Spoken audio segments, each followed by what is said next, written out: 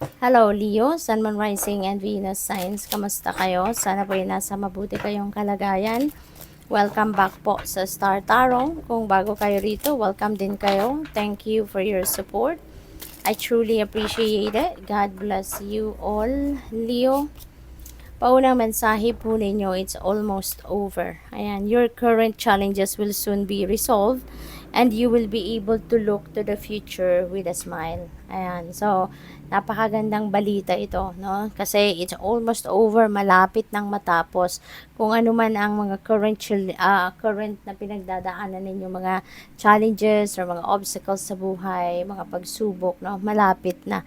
Mare-resolve mo na, masusolusyonan mo na, and you can start to look at the future, no?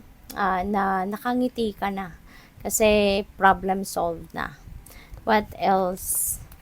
We have get your power back. You have forgotten who you are.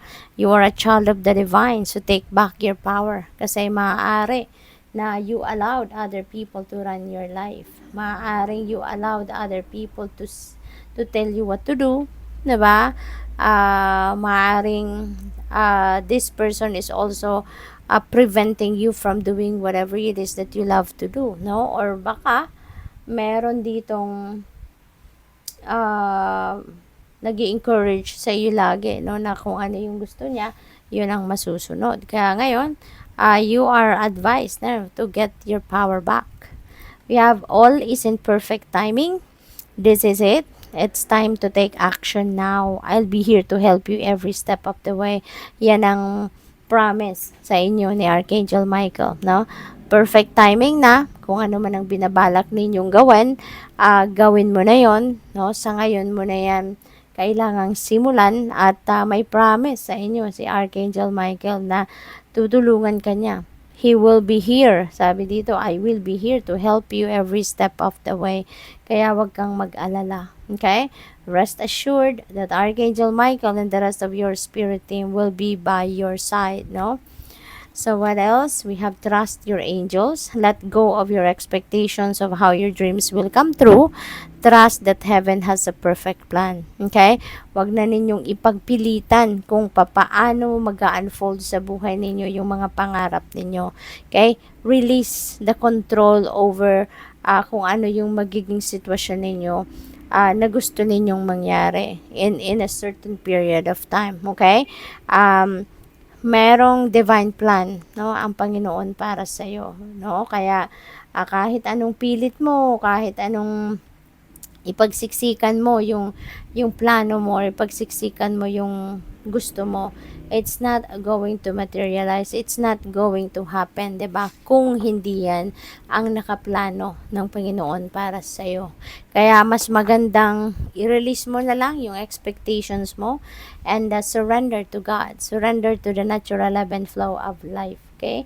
Kasi asahan mo na lang na kung ano ang best, yun ang dadating sa'yo.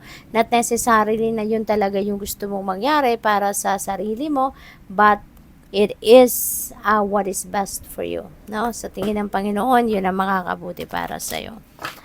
So, what else? We have relationships. I am attracted to those people who serve my highest good.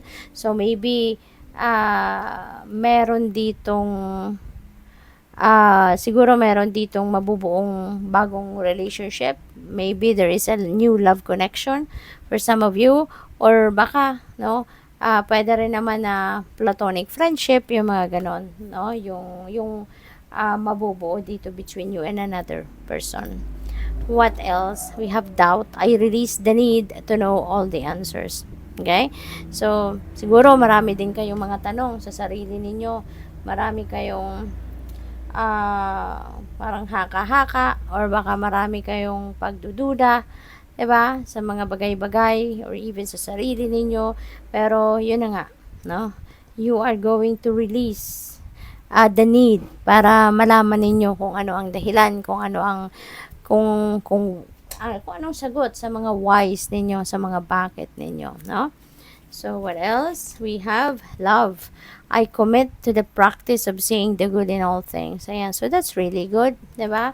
Kasi mas paiiralin mo dito yung pagmamahal, mas paiiralin mo dito yung konsiderasyon, yung pagiging mabait, yung gano'n, ano, na you will be starting to look at things, people and situations in the eyes of love. Kaya ang makikita mo na lang ay yung kung ano ang mabuti, no? Puro mabuti at hindi mo papansinin ang kung ano ang hindi maganda. So we have perseverance. I know that I can do whatever I set my mind to do. Ayan, napakaganda, no? Kasi siguro kaya tatanggalin mo na rin yung mga pagdududa mo siguro sa sarili mo, sa kakayanan mo, sa capabilities mo, tatanggalin mo ng lahat yan at papalitan mo ng perseverance, no? Kasi ngayon, maaaring desidido ka, no? Baka meron kang vision na nabubuo dyan sa isip ninyo na kung ano yung gusto mong maging in the future, or kung ano gusto mong marating, anong gusto mong kalagyan, ano, at some point sa buhay ninyo. Maaaring you have that intention, no? You have set an intention for yourself at gagawan mo ng paraan yan. No, gagawin mo yan, you will be focused on taking action para marating mo kung ano man yung mga ini-envision mo. So, good luck sa'yo. Thank you for watching Love and Light. Namaste.